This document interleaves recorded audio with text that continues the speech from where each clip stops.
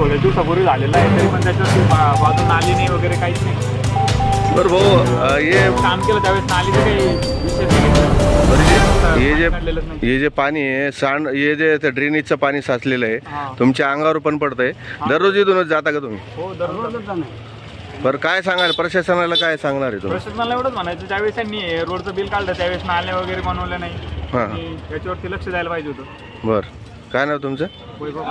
या प्रशासनाचा धिक्कार असो, धिक्कार असो, धिक्कार असो, धिक्कार असो. या व्यवस्थेचा धिक्कार असो, धिक्कार असो, धिक्कार असो, धिक्कार असो. या व्यवस्थेचा जाहीर निषेध असो, जाहीर निषेध असो, या व्यवस्थेचा जाहीर निषेध असो, निषेध असो. सावित्रीनगर परिसरातील नागरिक तर असते, अनेक विकास कामं थांबलेली आहे, काय सांगणार तुम्ही? नमस्कार, मी या आंदोलनातून हे जे आंदोलन केलेलं आहे, मी इथं पाण्यात बसून आंदोलन केलेलं आहे आणि हे आंदोलन झोपलेले प्रशासन आणि झोपलेलं नगररचना विभाग, झोपलेलं शासन यांना जागृत करायसाठी हे आंदोलन केलेलं आहे. विशेष म्हणजे आम्ही 6 महिन्यापासून कमीत कमी 5 ते 6 वेळेस प्रत्येक महिन्याला माझं निवेदन असतं, प्रत्येक महिन्याला मी तिथे जातो, अधिकाऱ्यांची भेट घेतो, परंतु ते 6 महिन्यामध्ये एकदा आले, फक्त एकदा कचरा घेऊन गेले आणि एकदा कचरा जाळून टाकला त्यांनी स्वतः. नंतर हा रोड बनून जवळपास 6 वर्ष झालेले आणि 6 वर्ष झाल्यामुळे हा जो रोड इथं पाणी साचतंय, रोडचं पाणी काय साचतंय, कामामध्ये खूप मोठा भ्रष्टाचार झालेला आहे. आणि काल परवा इथं राजस्थानचे राज्यपाल हरिभाऊ बागडे यांना आले होते, तर त्यांच्यासाठी त्यांच्या पायाला माती लागू नये, त्यांच्या पायाला पाणी लागू नये म्हणून तिथल्या महानगरपालिकेनं सेफ्टी टँक बोलवली आणि पूर्ण तो एरिया इथून क्लीन केला आहे. बघू शकता आपण इकडं पाठीमागं. तर मला एक सांगायचं आहे की सामान्य नागरिकांना तुच्छ वागणूक, सामान्य नागरिकांना हीन वागणूक आणि सामान्य नागरिकांच्याच टॅक्सवर हा देश चालतो. इथले जे प्रतिनिधी आहेत, इथले जे सरकार आहे, यांना लाज कशी वाटत नाही त्यांच्या कार्याची? आपण तर लोकशाहीमध्ये जगतो, ही लोकशाही आहे. ज्या पाण्यात तुम्ही बसले होते ते ड्रेनेजचं पाण्याचा वास येतो त्याच्यामध्ये. हो, हे जे पाणी आहे पूर्णतः आमच्या प्रभागामध्ये हिनानगर, सावित्रीनगर, वार्ड क्रमांक 37 आणि आताचा प्रभाग क्रमांक 9 यामध्ये असं झालेलं आहे की मागच्या वर्षीपासून पूर्णतः महानगरपालिकेने ड्रेनेजचे कामं केलेले आहेत, ते अर्धवट केलेले आहेत, पेंडिंग पडलेले, सगळीकडे खोदकाम करून ठेवलेलं आहे. आणि या खोदकामामुळे प्रचंड चिखल झालेला आहे, प्रचंड चिखल झालेला आहे. या चिखलामुळे विद्यार्थ्यांना जाता येत नाही. आमची कामगार वसाहत आहे, हातावरचे पोट भरणारे लोक आहेत आणि या लोकांना आणखी प्रताडित करण्याचं काम हे शासन करतात. या झोपलेल्या शासनाला, या झोपलेल्या प्रशासनाला, या झोपलेल्या महानगरपालिकेचे आयुक्त जे श्रीकांत यांना जागृत करण्यासाठी हे आंदोलन केलेलं आहे. आणि जर त्यांनी आमच्या निवेदनावर, आमच्या विषयावर त्यांनी काम जर नाही केलं तर आम्ही त्यांना 2 दिवसात हे पाणी इथलं बाटलीमध्ये भरून त्यांना सप्रेम पाणी पिण्यासाठी देऊ आणि तिथं कचरा आहे तो त्यांना ते त्या कचऱ्याची गादी करून त्याला झोपायला त्या गाठीवर आम्ही भाग पाडू. आपलं नाव? माझं नाव सुनील साळवे, राहणार सावित्रीनगर, पीपल्स पार्टी ऑफ डेमोक्रेटिक शहर अध्यक्ष.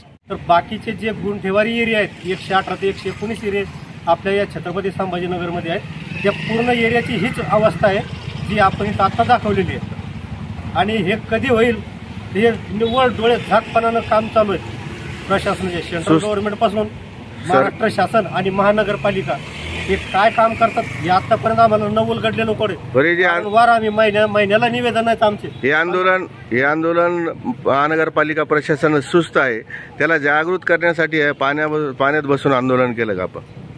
बिलकुल. आतापर्यंत आपण बघितलं असेल जेवढे याच्यापेक्षा जास्त मागे उभे लोक आहेत, आतापर्यंत काही घरी गेले काही रोजगार लोक आहेत. नंतर हेच आंदोलन जर सुट्टी असती तर हाच जमाव कमीत कमी 300 ते 400 लोकांचा असता, पण आम्ही जास्त लोकांना थांबवलं नाही. पण माझं म्हणणं एक आहे की किमान याच्याकडे लक्ष द्या. नाही दिलं तर पाठीमागं आपण फक्त पाणी बघितलेलं, या पाठीमागं कचऱ्याचे ढीग साचलेले, त्याच्यावर कुत्रे, डुक्कर, काही प्राणी तिथं खेळतात. आणि त्या बाजूचा जेवढा एरिया आहे ते पूर्ण लोकांना आजच्या घडीला डेंग्यू, मलेरिया अशा बिमाऱ्या झालेल्या आहेत. आणि इतका घाणेरडा वास येतो तिथून की जाताना सुद्धा चक्कर येईल माणसाला, उलट्या होतील, इतका घाणेरडा वास येतो. सुनील साळवे यांनी वारंवार तिथं निवेदन दिले, त्यांना त्या ॲपवर माहिती दिली जी श्रीकांत सर यांनी, पण त्या ॲपवरही फोन करूनही काही फायदा झालेला नाही. महिन्यातून 6 महिन्यातून 1 वेळा त्यांची गाडी आली, नंतर इकडे कोणा डोकूनही पाहिजे. अधिकारी काय झोपेतून कधी उठणार? काय तुमचं आता नागरिकाचा काय पुढचा भूमिका राहणार या सावित्रीनगर? आता आम्ही असं ठरवलेलं आहे की हा जो कचरा आणि पाणी याचा आता बाटल्यात भरायचं आहे अजून 2-3 दिवसात जर यांनी लक्ष नाही दिलं ते पाणी बाटल्यात भरणार आणि तो कचरा त्याच्या बॅगा भरून महिला आणि पुरुष ते सगळे तिथे जाऊन त्या अधिकाऱ्यांच्या टेबलावर ठेवणार, ते संबंधित अधिकारी आहेत. आपलं नाव? माझं नाव विक्रम गवळी, राहणार सावित्रीनगर, प्रभाग क्रमांक 9. तुम्ही पुढे या एक मिनिट. तुम्ही काय काय आतापर्यंत निवेदन दिले, अधिकाऱ्यांनी काय काय आश्वासन दिलं आणि काय आता काय भूमिका आहे ते सगळं मांडा तुम्ही. भैया खाली करवर थोडं. भैया सांगणार, आज जी अवस्था आहे सावित्रीनगरची, नवीन रोड झाला पण पाणी साचल्यामुळं घरामध्ये पाणी चाललंय. आमच्या घरात स्वतः पाणी आहे, तुम्ही येऊन पहा प्रत्यक्ष. हे पाणी सगळं आमच्या घरात आहे. अच्छा. आता सगळ्या तुम्हाला दाखवते मी. बरं, एवढी परिस्थिती तिकडे आहे पाण्यामुळे. सगळ्या लोकांना तरच आहे, गल्ली गल्लीनं पाणी चाललंय. त्याची व्यवस्था सरकारनं करावा लवकरच आहे अशी माझी नम्र विनंती. किती वर्षापासून आहे असे? हे असं 10 वर्षापासून आहे. मग 10 वर्षापासून सरकार झोपलेलं आहे की काय? झोपलेलं आहे, एकच नाही इकडे कोणी, फक्त उभं राहिले का कोणते नेते? धन्यवाद. हा, जेव्हा उभं राहीन तेव्हा सरकार इकडे येतं. ते बी आता उभं राहिल्यामुळे आम्हाला ही जरा व्यवस्था केली कशाची, पाण्याची. एक मुरुम आणून टाकला गवंगाड्या, फक्त काही केलं नाही. काल म्हणे भाजपचे नेते आले होते, त्याच्यासाठी सगळा रस्ता पाणी साफ केलं होतं, तर काय म्हणायचं त्याच्यात? पाणी आता घराईनच पाणी आहे. पाऊस आला की पाणीच येते ना. साफ करायला काय अर्थ आहे? त्याचं काही फुल बिल करून पाईप टाकून पाणी नाल्यावर काढून द्या ना. लोकांच्या घरोघर पाणी चाललंय. असं रोडावरचं पाणी लोकांच्या घरात चाललंय ना. इथं मोठे पूल बनवून मोठे पाईप टाका, नाल्यात पाणी काढा. आता हे एवढं पाणी आहे, आता एवढं पण कसं कसं येणं पूल काढून साठी मोठे पाईप टाकून टाका नाल्यात पाणी. प्रत्येकाच्या पुलानं कसं पाणी चाललंय, नाल्याचं पाणी कसं चाललंय, त्याचं काढा ना. सरकार काय करतंय? आता महानगरपालिकेमध्ये कोणाची पक्षाची सत्ता नाही आहे, जे आहे ते राज्य सरकार आहे. काय म्हणायचं तुम्हाला फडणवीस सरकारला या संबंधानं? तुम्ही काय कशी काय सक्का नाही? लाईट बिल घ्यायला सक्का आहे, हे करायला सक्का नाही का महापालिकेला? लाईट बिल असं महिना नाही वगैरे कधी, मग हे करा ना तुम्ही. लाईट बिल सरकारचं हे करा. पुलाचं काम करणं महापालिकेचं आहे. आपल्याकडून दर महिन्याला टॅक्स वसूल करते. हे सगळी व्यवस्था महापालिकेनंच करायला पाहिजे रोडाची. गवई साहेब इकडे या. तुला हे जे पाणी ड्रेनेजचं वास येतं याचं, आणि 4 महिन्यापासून पाणी साचलेलं आहे. जे लोकप्रतिनिधी, आमदार, खासदार यांनी लक्ष दिलं नाही का याच्याकडे? तर याच्याकडे काहीच लक्ष दिलेलं नाही आहे. हा त्रास या वर्षीचा नाही तर अगदी 4 वर्ष 5 वर्षापासून हा त्रास आहे. हा रोड बांधून आम्हाला रोड म्हणायला याला लाज वाटते की हा रोड आहे. हा फक्त सिमेंटचा रोड नाही, जरा चिखलाचा बी रोड आहे. अक्षरशः या रोडवर कधी चिखल साचलेला असतो, कधी काही. फक्त या रोडचीच समस्या नाही तर गल्लोगल्लीमध्ये जाऊन बघसाल तर ड्रेनेजचं काम चालू आहे. अर्धवट करून ठेवलेलं आहे, पण आम्हाला ड्रेनेजची काहीच सुविधा नाही. सांडपाणी अगदी रोडावर सोडावं लागतं. नाही, हे जे पाणी साचलेलं आहे आणि ड्रेनेजचा अभाव आहे, तर ड्रेनेजचं काम नाही आणि चिखलामय रस्ते, तर महानगरपालिका आयुक्तांना काय आवाहन करणार याच माध्यमातून तू? त्यांनी थोडंफार लक्ष दिलं पाहिजे, कारण की इथं काहीच महानगरपालिकेची सुविधा नाही आहे. अगदी आम्ही टॅक्स भरतो, घराचा टॅक्स बी काढलेला आहे, लाईट बिल भरतो टायमावरती, पण आमचा काहीच उपयोग नाही आहे भरून. आमचं काही कामच दिसत नाही इथं केलेलं. बरं, काही लोकप्रतिनिधी येऊन काम करून घेता का इथं? नाही, आमदार, खासदार, नगरसेवक, माजी नगरसेवक? हा, ते येतात ना वोट मागायला, अच्छा. आम्हाला वोट म्हणून. आता काय असणार तुमच्याकडे? ते कधी आले तर काय बोलणार तुम्ही? आम्ही त्यांना याच्या अगोदर बी अनुराधाताई आले होत्या, त्यांना बोललो बी होतो रोडाबद्दल, ड्रेनेजबद्दल. त्यांनी म्हटलं बी होते की आम्ही कामं करू, पण इथं काहीच कामं दिसत नाही. निवडून आल्यानंतर सर्व वेळी गायब होऊन जातात. बरं, आता मॅडमचं नवीन बंगल्याचं काम चालू आहे N1ला, तर काय सांगणार तू?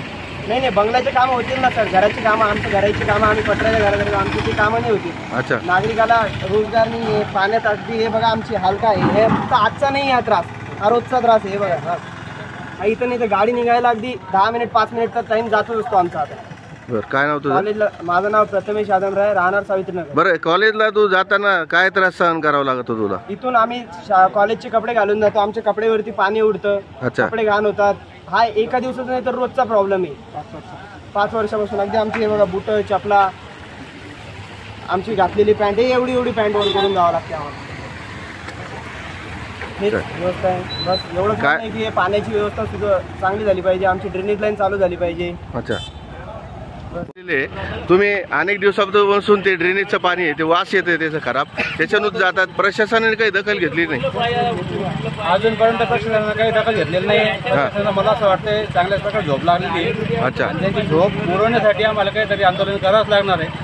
कारण हा झाला फक्त पाण्याचा प्रश्न, इतर पण समस्या या इथल्या नागरिकांच्या भरपूर आहेत. जसं की माझी स्वतःची समस्या एक अशी आहे हे बघता तुम्ही इलेक्ट्रिक लाईट 1100 केवीची लाईट गेलेली आहे. अच्छा माझं शेड आहे. अच्छा. शेडच्या वरती फक्त 1.5 फुटाचं अंतर आहे 1100 केवीचं. यासाठी मी हा पोल बाजूला सरकवण्यासाठी वारंवार संबंधित अधिकाऱ्यांना नियोजन दिलेलं आहे, लेखी तक्रार दिलेली आहे. वारंवार त्यांना व्हॉट्सअपवरती मेसेज टाकलेले आहे, व्हिडिओ टाकलेला आहे, सगळ्या गोष्टी त्यांना पाठपुरावा केलेला आहे.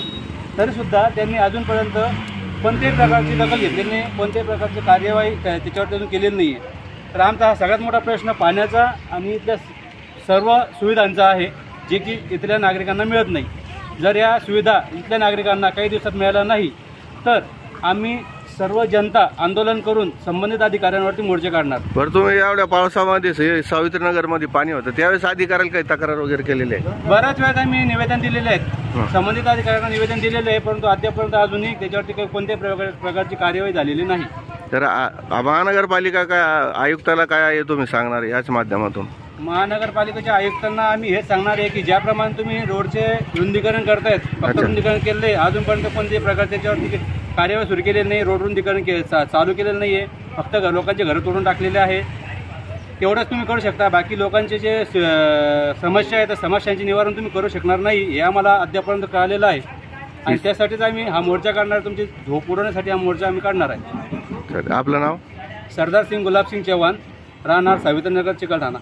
आता ड्रेनेजचं पाणी रस्त्यावर साचलेलं आहे, वास येत आहे त्याच्यामधूनच जाता का तुम्ही? रोज आम्हाला हाच त्रास आहे कंटिन्यू. पावसाळ्यात पण खूपच त्रास आहे. अच्छा. रोगराई खूप पसरते. अच्छा. आणि ड्रेनेजची तर सुविधा नाही आहे आम्हाला.